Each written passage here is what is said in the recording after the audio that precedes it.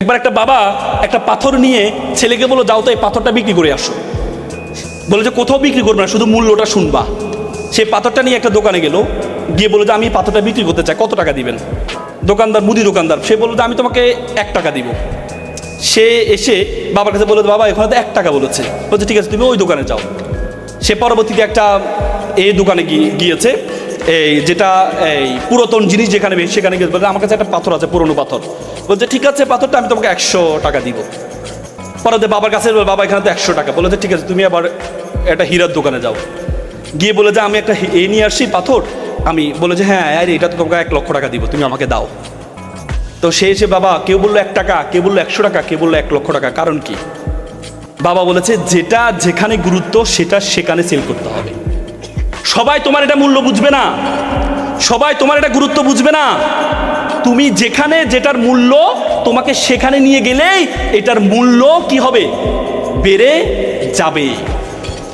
তোমাকে বুঝতে হবে যে তুমি কোথায় কি করবা, কোন অবস্থায় কি করবা, তোমাকে বুঝতে হবে। এই যে understand the pulse of the people. তৃতীয় যেটি কি, তৃতীয়টা কি?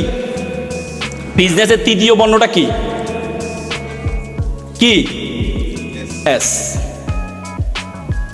মানে স্টার্ট স্মল, থিঙ্ক বিগ।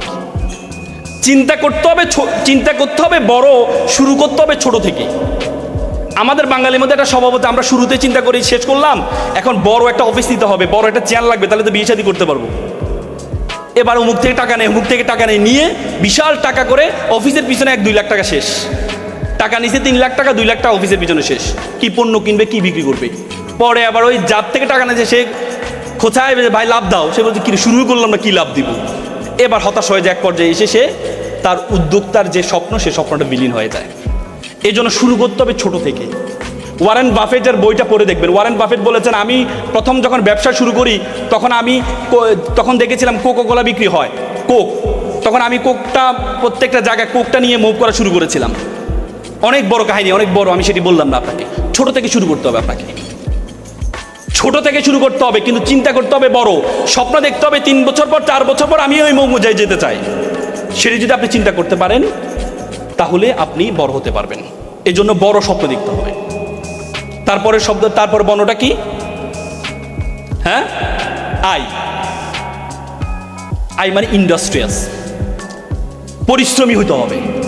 মনে রাখবেন, পরিশ্রম তার পারিশ্রমিককে কখনো খালি হাতে ফেরায় না। পৃথিবীর একটা কমন শব্দ, যারা পরিশ্রম করবে সে কখনো ব্যর্থ হবে না, হবে না, হবে না। আপনি পরিশ্রম করতে হবে। আমি একটা এক্সাম্পল দিই। একবার একটা অঞ্চলে তারা চিন্তা করলো একটা মন্দির বানাবে। তো মন্দিরের জন্য কি লাগে? মূর্তি লাগে। তো মূর্তি বানাইতে হলে তো পাথর লাগবে।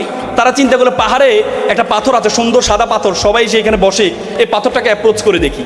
তারা পাথরের কাছে গেল, পাথর সাহেব আপনাকে আমরা একটু নিতে চাই। বলে যে কী করবা? বলে যে আপনাকে নিয়ে আমরা মূর্তি বানাবো, মন্দিরে রাখবো। রাখার পর সবাই এসে আপনাকে সালাম করবে, স্যালুট করবে, প্রণাম করবে। সে বলছে ভালো কাজ, কিন্তু কী করতে হবে? বলতে আপনাকে নিয়ে প্রথমে 6 মাস আমরা একটু কাটবো, ঘষবো, মাজবো, 10-12 জন মিলে আপনাকে কাটবে, ঘষবে। সে বলছে না না না, এই ব্যথা আমি সহ্য করতে পারবো না। এটা ছাড়া যদি কোনো রেডিমেড বিষয় থাকে, বলছে না আপনাকে এভাবে রাখলে তোকে সম্মান করবে না। বলছে না না, তাহলে এই কঠিন কাজ আমি করতে পারবো, কষ্ট করতে পারবো না। পরবর্তীতে এখানে আরেকটি কালো অবহেলিত পাথর ছিল। পাথর বলে স্যার আমাকে নিয়ে যান। তোমাকে নিব? বলে স্যার আমাকে কাটেন, গছেন, মাজেন, কোনো সমস্যা নেই। তাই পরে কালো পাথরটাকে নিয়ে কেটে ঘষে মেজে মূর্তি বানিয়ে মন্দিরে রাখলো। সবাই এসে সালাম করে, প্রণাম করে, নারিকেলের পানি ঢালে। তখন মন্দির কর্তৃপক্ষ দেখলো বিশাল একটা লাইন নারিকেল নিয়ে দাঁড়িয়ে আছে, ভাঙ্গায় পানিটা ঢালবে। তখন চিন্তা করলো, এই যদি পানিটা প্রত্যেকে যদি দেয়ালে নারিকেল ভাঙে, তাহলে তো দেয়ালটা ভেঙে যাবে। তখন তারা চিন্তা করলো পাথরে ভাঙলে মনে হয় আমার দেয়ালটা বাঁচবে। তখন তারা ওই সাদা পাথরের কাছে গেলো, পাথর সাহেব আপনার একটা কাজ পেয়েছে। ও কি কাজ? বলছে আপনাকে কাটবে না, ঘষবে না, মাজবে না, শুধু এসে মানুষ নারিকেল ভাঙবে। ও ফাইন, এটা তো ভালো কাজ, থেকে তো আমাকে নিয়ে যাও। পরে গিয়ে মন্দিরের মুখে তাকে রাখলো। সবাই এসে নারিকেল ভাঙে, আর পানিটা নিয়ে ওই যে কালো পাথর, অবহেলিত পাথর, তার গায়ে ঢালে। সবাই এসে জুতোর পিতি খুলে গেলে তার পাথরের উপর জুতা রাখে, তার পিতি লাগায়। সেগুলো কিরে বেটা, আমি ছিলাম সবচেয়ে সম্মানিত, সবাই আমাকে অ্যাপ্রোচ করতো, সালাম করতো, প্রণাম করতো, আর আজকে আমাকে সবাই আসতে যাতে লাথি মারে, জুতোর পিতি লাগায়, নারিকেল ভাঙে, আর পানিটা ওই যে কালো মূর্তি, যার কোনো ভাবসাব ছিল না, যার কোনো সম্মান ছিল না, তার উপর ঢালে, তাকে প্রণাম করে। তখন কালো পাথর বলে, দেখো তুমি আমাকে আজকে দেখতে পাচ্ছ, সবাই আমাকে প্রণাম করছে, সালাম করছে, কিন্তু যখন আমাকে কাটা হয়েছিল, যখন আমাকে ঘষা হয়েছিল, যখন আমাকে মাজা হয়েছিল, তখন আমি সহ্য করেছি বলেই আজকে প্রত্যেকে এসে আমাকে সালাম করছে, প্রণাম করছে। আপনি ভাববেন আপনি এমনি মানুষ আপনাকে সালাম করবে, প্রণাম করবে? আমরা সবসময় একটা কথা বলি যে হাদিসে বলি যে তাকদিরুল আইয়ারুদু, তকদির কখনো পরিবর্তন হয় না। হাদিসের পরের অংশে ইল্লা বিদোয়া, দোয়া এবং দাওয়া করলে তোমার তকদির পরিবর্তন হয়। আরবিতে বলা আছে মান জাদ্দা ওয়াজাদা, মানুষ যেটিই চাইবে সেটিই পাইবে। কোরআনে বলছে ওয়াল্লাইসা লিল ইনসানু ইল্লা মা সা, মানুষ ততটুকুই পাইবে যতটুকু সে চেষ্টা করবে। তুমি চেষ্টা করলে তোমার অবস্থা পরিবর্তন করতে পারো। একবার একটা প্লে বয়, ব্যাপক সুন্দর ছেলে, সবসময় মেয়েরা তার পিছনে ঘুরে। তো সে চিন্তা করলো মেয়েরা যদি পিছনে ঘুরে পড়াশোনা করে না, মেয়েদের পিছনে তার সময় শেষ। এখন বিয়ের শাদীর বয়স পার হয়ে যাচ্ছে, তখন চিন্তা করলো বিয়ে শাদী তো করা দরকার।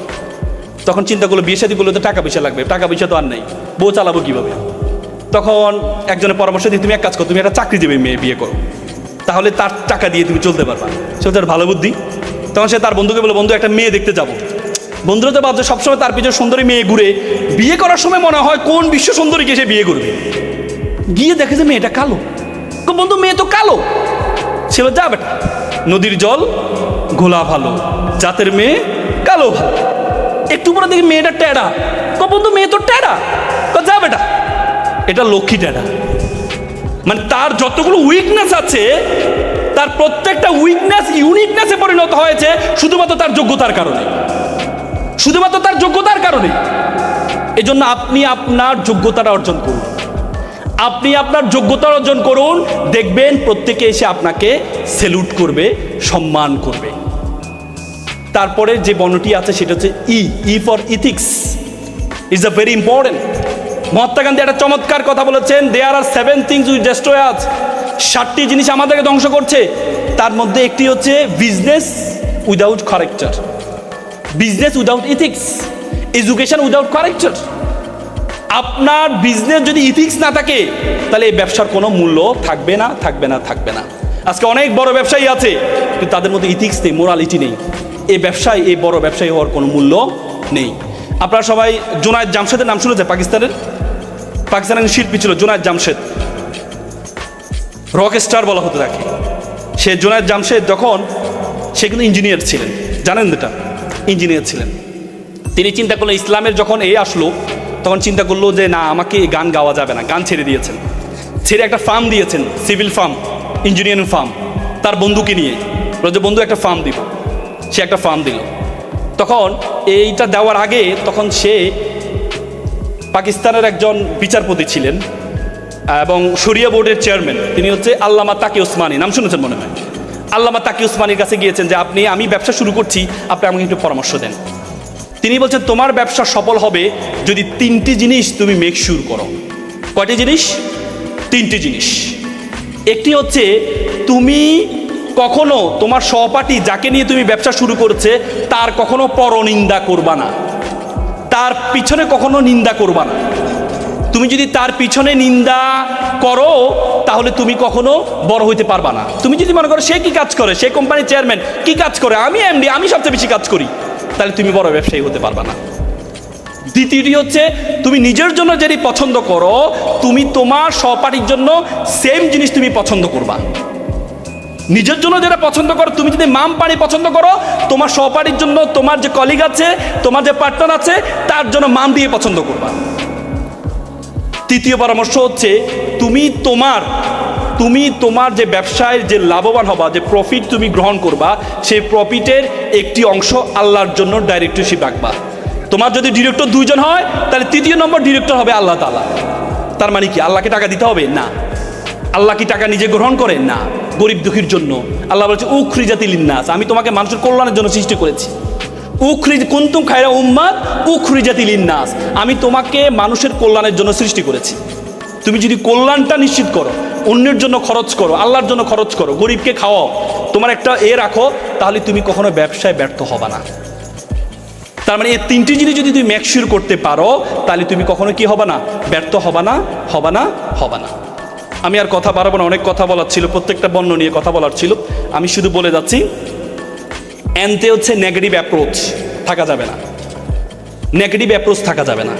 তারপর এস, লাস্টের 2টি এস আছে, একটা এস ফর সফট স্কিল, আপনাকে দক্ষতা অর্জন করতে হবে। আপনাকে এমন একটা দক্ষতা অর্জন করতে হবে যে দক্ষতারা 10 জন থেকে আপনাকে পার্থক্য করে দিবে। এমন একটি দক্ষতা আপনাকে অর্জন করতে হবে। আপনার সহপাঠী 10 জন, আপনি এমন একটা দক্ষতা আপনার আছে যে 10 জনের তো দক্ষতাটা নেই, তাহলে আপনি বড় হতে পারবেন। Soft skill, communication skill, speaking skill, বলতে পৃথিবীতে যত স্কিল আছে, speaking is the most final skill all over the skill. যত স্কিল আছে তার চেয়ে সবচেয়ে বড় স্কিল হচ্ছে কি? Speaking skill. নতুন মানুষের সাথে পরিচয় হওয়া। যত বেশি মানুষের সাথে পরিচিত পারবেন, যত বেশি মানুষের সাথে পরিচয় হবেন, সুন্দর কথা অ্যাপ্রোচ জানবেন, আপনি তত বেশি ভালো করতে পারবেন। কম্পিউটার স্কিল, আপনার ইঞ্জিনিয়ার, এটা তো আপনাদের জানাই আছে। আইটি স্কিল, এআই স্কিল, যতই দক্ষতা আছে সফট স্কিলগুলো আপনারা মেকশিওর করবেন। সর্বশেষ যে এসটি আছে সেটা হচ্ছে SWOT analysis. S for strength, W for weakness, O for opportunity, T for threat. এর 4টি অ্যানালাইসিস করবেন যে কোনো কাজ শুরু করার আগে। যে কোনো কাজ শুরু করার আগে। আমি সর্বশেষ হার্ভার্ড ইউনিভার্সিটি একটা গবেষণা হয়েছে, প্রায় 1500 জন নিয়ে তারা একটা গবেষণা করেছে। 1500 জনের মধ্যে 1300 জন তারা জিজ্ঞেস করেছে তুমি কি চাকরি করো টাকার জন্য নাকি ভালো লাগে এই জন্য করো। তার মধ্যে 1300 জন বলেছে আমি টাকার জন্য চাকরি করি, আর 200 জন বলেছে আমার ভালো লাগে এই জন্য কাজ করি। পরে দেখা গেছে 20 বছর পর সফলতার হার দেখেছে, তারা দেখেছে সবচেয়ে বেশি সফল হয়েছে যারা বলেছে আমি প্যাশনেট হয়ে কাজ করি, আমার ভালো লাগে এই জন্য কাজ করি, তাদের সফলতা পায় তাদের চেয়ে পায় 20 গুণ বেশি। এই জন্য আপনি যে কাজটা করবেন প্যাশনেট হয়ে করবেন, ভালো লাগে। 3 ক্যাটাগরিজ মানুষ আছে আমাদের পৃথিবীতে, একটা হচ্ছে ট্যুরিস্ট, একটা হচ্ছে প্রিজনাল মেন্টালিটি, একটা হচ্ছে ট্যুরিস্ট মেন্টালিটি, আর একটা হচ্ছে প্যাশনেট মেন্টালিটি। প্রিজনাল মেন্টালিটি মানে যে কারাগারের মতো, মা বাবা বলছে ডিপ্লোমা করো, ডিপ্লোমা করছি, মা বাবা বলেছে বলেই করি। আর আরেকটা হচ্ছে ট্যুরিস্ট মেন্টালিটি, করছি ভালো লাগলে থাকবো, নাহলে অন্যদিকে চলে যাবো। এটা ট্যুরিস্ট, ঘুরতে গেলাম ভালো লাগছে আবার ঘুরে ঘুরে চলে আসলাম। আরেকটা হচ্ছে প্যাশনেট মেন্টালিটি, থার্ড মেন্টালিটি। তাদের সফলতা হার সবচেয়ে বেশি যারা যে কাজটি করে তারা ওই কাজটি তার ভালো লাগে। জাপানে একটা বই আছে কাইজান, লারা হার্ভে বইটা লিখেছেন। জাপানিরা কেন সফল সেখানে একটা গুণের কথা বলছে, ikigai, do what you can do the best, করো যেটি তুমি ভালো জানো। এজন্য আপনি যেটি ভালো জানবেন, যেটি আপনি ভালো জানবেন সেটি যদি আপনার সার্টিফিকেটের এগেনস্টেও যায়, সে কাজটি আপনি করেন, দেখবেন আপনার সফলতা কেউ ঠেকাইতে পারবে না। এপিজে আব্দুল কালাম চমৎকার একটা কথা বলেছেন, প্রজাপতির পিছনে ঘুরিও না, ফুলের চাষ করো, প্রজাপতি তোমার পিছনে ঘুরবে। সকলে ভালো থাকবেন, সুস্থ থাকবেন। আসসালামু আলাইকুম।